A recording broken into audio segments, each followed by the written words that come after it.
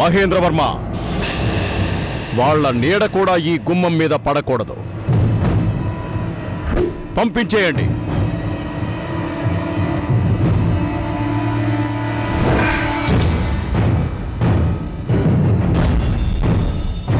మావయ్య గారు చెప్పింది వినిపించలేదా? వెళ్ళండి.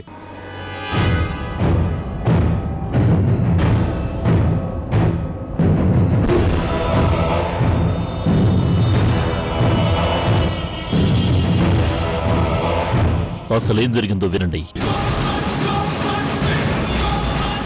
నువ్వేంట్రా వినిపించేది?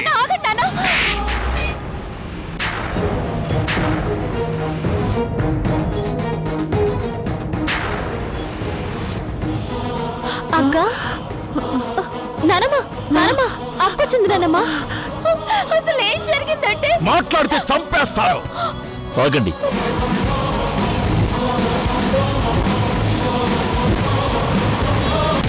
వచ్చిందా? అమ్మో, వచ్చిందా? ఇల్లు అమ్మో.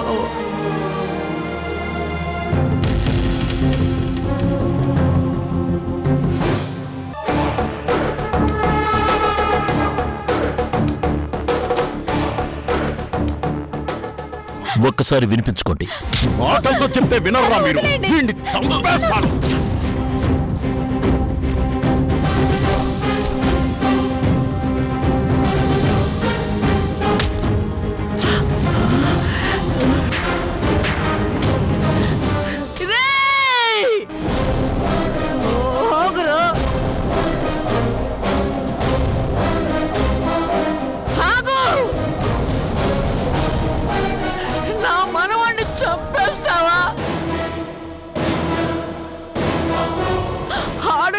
చెల్లెలు కొడుకురా.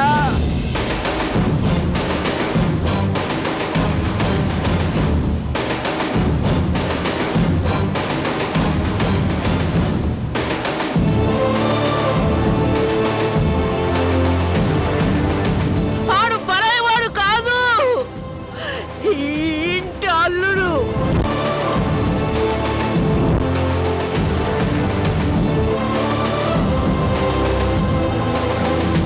నా మనవడు.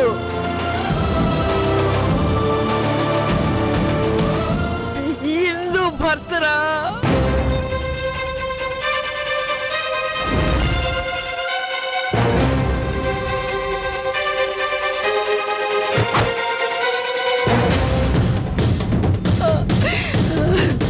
వీడు అడుక్కు తినేవాడైనా పర్వాలేదు, ఆ ఇంటి వాడు బతకడానికి వీల్లేదు.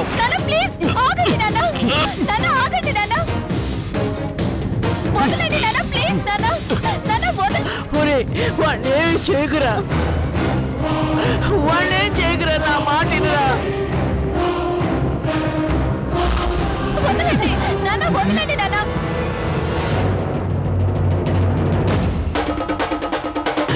వాడేం చేయకురా.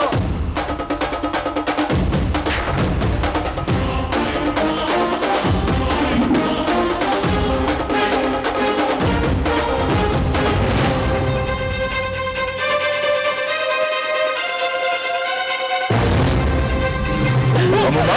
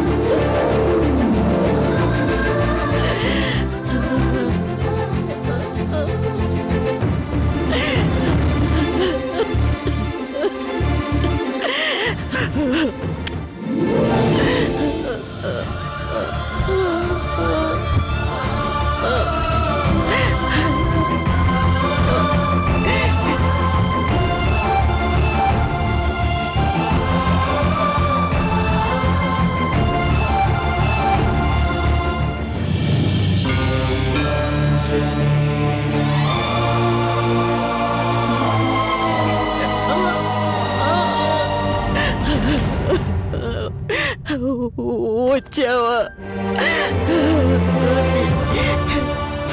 నీకోసమే ఈ గుండె కొట్టుకుంటుంది. మీ ఇద్దరిని చూశాను, నాకు అది చాలు. ఇక ప్రశాంతంగా కన్ను మూస్తాను రా. లేదు మామా, నీకేం కాదు. నేను వచ్చాను కదా, నేను కాపాడుకుంటాను. కాకపోతే ఒక్క విషయం. ఇంకేం మాట్లాడు బాకు, ఇంకేం మాట్లాడు బాకు. ఏ ఆటంకం లేకుండా ప్రశాంతంగా పెళ్లి జరిగింది కదా.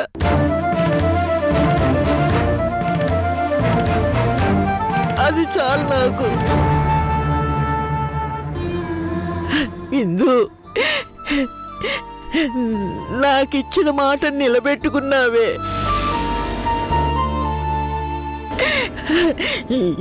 ఎంతైనా నా మనవరాలు కదా. ఇందు, నువ్వు ఇంటికి తీసుకొచ్చింది నా మనవణ్ణి కాదే, నా ప్రాణాన్ని.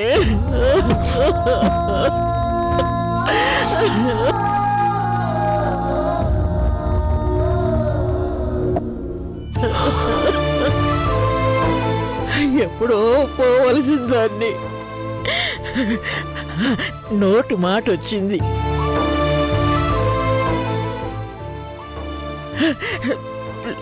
లేచి నుంచి అసలు నా బతికే కళొచ్చింది.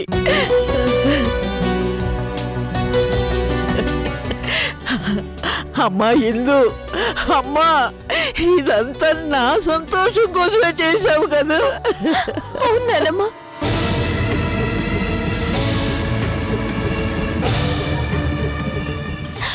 నీ సంతోషం కోసమే నేను బావని పెళ్లి చేసుకున్నాను.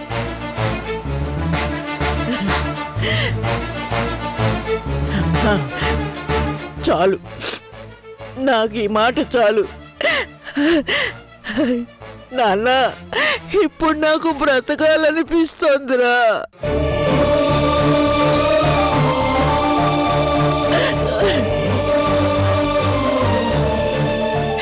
బ్రతకడం ఏంటి, మీకు పుట్టే బిడ్డలు కూడా ఆడించాలనిపిస్తోంది. ఉండు. ఏ జయంతి, రైటు.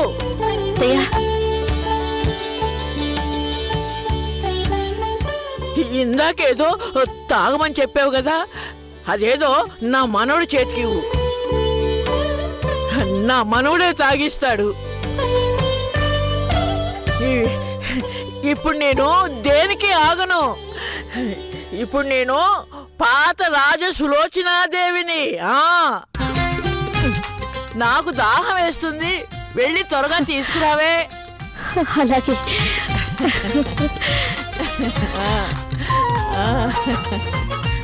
త్వరగా తీసుకురా. ఇదిగోండి. అమ్మమ్మా, తాగుతానయ్యా.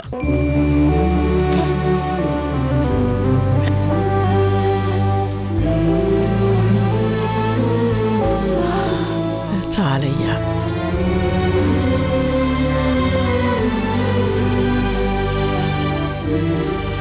ఇన్నేళ్లు కన్నీళ్లు పెట్టి పెట్టి అలవాటు పడ్డ కళ్ళకి ఆనంద బాష్పాలిచ్చారయ్యా. అక్కడ మీ పెళ్లి జరుగుతుందో లేదో అని ఎంతో భయపడ్డాను. మొత్తానికి మీ పెళ్లి బాగా జరిగింది కదా ఇందు. అది చాలు. ఈక ఏ దిగులు లేదు, నాకు ఏ దిగులు లేదు.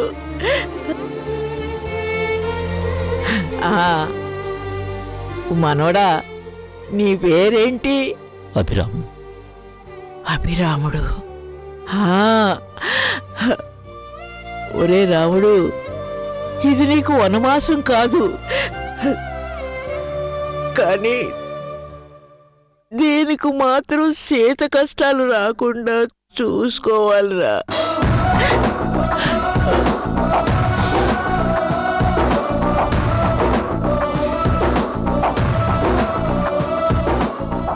ఇప్పుడు నాకు బ్రతకాలనిపిస్తోందిరా. నీకెవరూ లేరనే నిరాశలో బ్రతకడం కన్నా నీకింతమంది ఉన్నారనే ఆశతో నువ్వు బ్రతకాలి. నీకు వాళ్ళ అవసరం కన్నా నీ అవసరం వాళ్ళకి చాలా ఉంది. అమ్మ కోరిక నేను తీర్చలేకపోతున్నానన్నయ్య. కనీసం ఆ కోరికని నువ్వైనా తీర్చనయ్యా.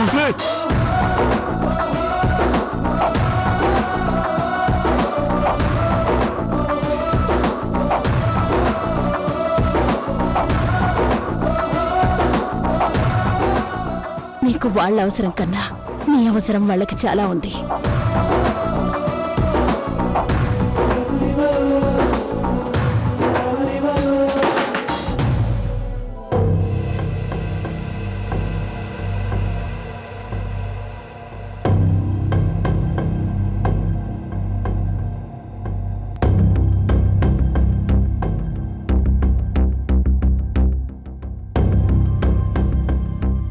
నాన్నగారు,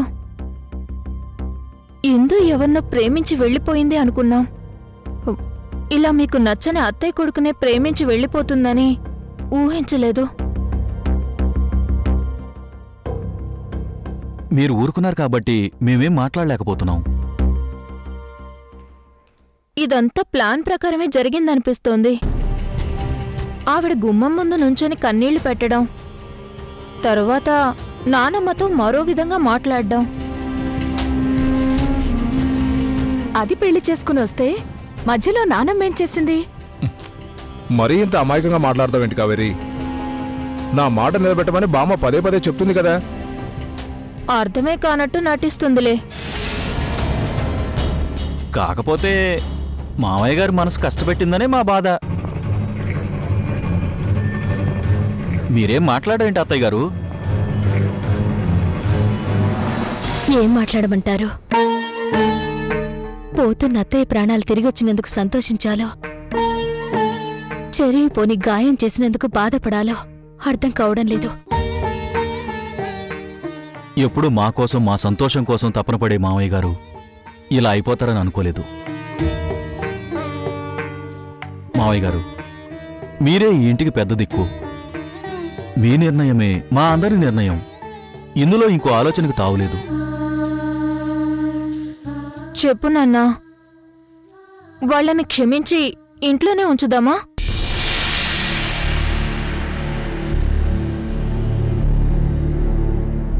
క్షమించడానికి గాని శిక్షించడానికి గాని అది నా దృష్టిలో బ్రతికుంటే కదా. మా అమ్మ మనవడనుకుంటున్న వాళ్ళమ్మ ఏనాడో మరణించింది. అటువంటి వాళ్ళని గుమ్మంలోనే నరికేయాలి. కేవలం అమ్మ కోసం ఆగాను. అది ఆ క్షణంలోనే. వాళ్ళీ ఇంట్లో ఉండడానికి వీల్లేదు.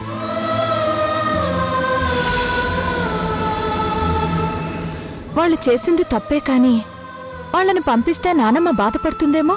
అర్హత లేని వాళ్ల గురించి ఆలోచించడమే తప్పు. ఇంకా బాధపడమేంటి? వాడు చేసిన పనికి నేను జీవితాంతం బాధపడుతూనే ఉండాలి. ఏమంటే అత్తయ్య గారి గురించి కూడా కొంచెం ఆలోచిస్తున్నాను. అమ్మ గురించి ఆలోచించబట్టే అప్పుడు ఆగాను. నానమ్మ, నీకు మా పెళ్లి ఇష్టం అని మాకు తెలుసు. కానీ ఇంట్లో ఎవరికీ నచ్చలేదని అర్థమైంది. వాళ్ళకి నచ్చదని నాకు తెలిసే. ఇప్పుడు కాకపోతే కొద్ది రోజులు ఆగిన తర్వాత వాళ్ళే ఒప్పుకుంటారు. లేకపోతే ఒప్పిస్తాను. ఆ విషయంలో ఎలాంటి అనుమానాలు వద్దు.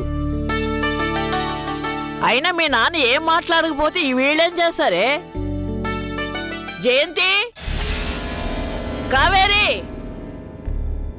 రాగిణి, ఒకసారి ఇలా రండి.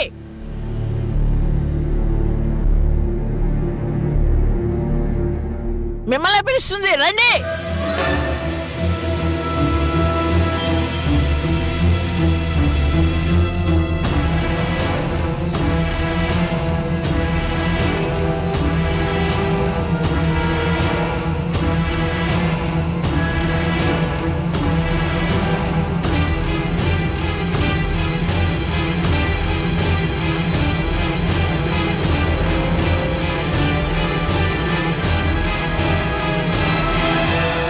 ఏంటి ఏంటి అలా చూస్తున్నారు? నా కొడుకంటే పాతకాలం మనిషి, మరి మీకేమైందే? అయినా ఇదేమి దాన్ని పోయేవాడిని పెళ్లి చేసుకోలేదు. వరుసైన వాడినే పెళ్లి చేసుకుంది కదా.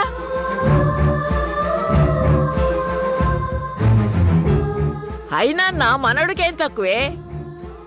ఇలాంటి వాడిని మీరు తీసుకురాగలరా? ఒరే అభి, అది మీ అత్తయ్య. నమస్తే. వీళ్ళిద్దరూ నీకు వదిలినవుతారు. కోడలా, వీడు పలకరిస్తున్నాడు, వినపడ్డం లేదా? అత్తయ్య గారు, మమ్మల్ని ఎందుకు పిలిచారో చెప్పండి. వీళ్ళు కొత్తగా పెళ్లి చేసుకొని వచ్చారు.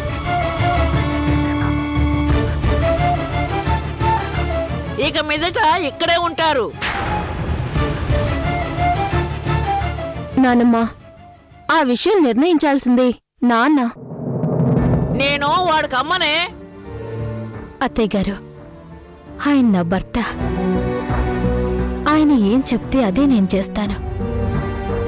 కన్న కూతురు వదులుకున్నంత ఈజీగా నేను ఆయన్ని కాదనుకోలేనుగా. అమ్మా, ఛీ, నువ్వలా పిలవకే.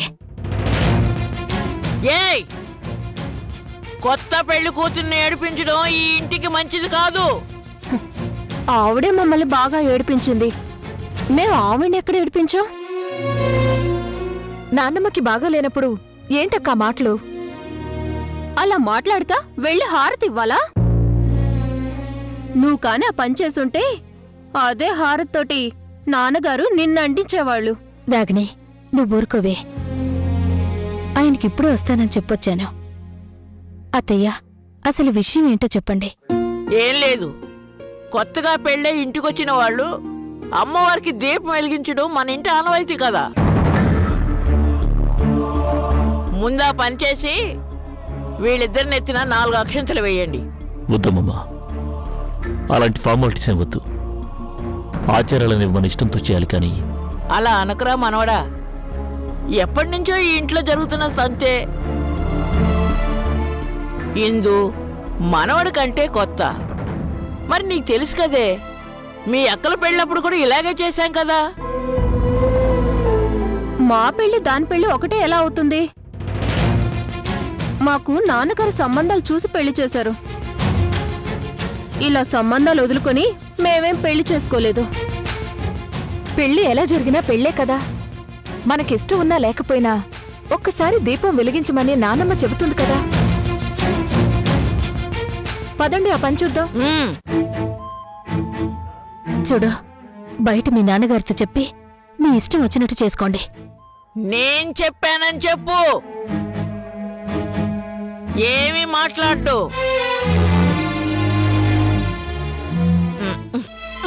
ఎవరో ఎందుకు, నేను వస్తాను. పదండి. నీకు అసలే ఆరోగ్యం బాలేదు. ఆ దీపం ఏదో మేము వెలిగిస్తాంలే, నువ్విక్కడే ఉండు.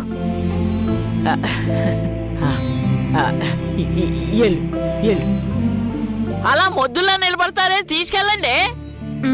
పద.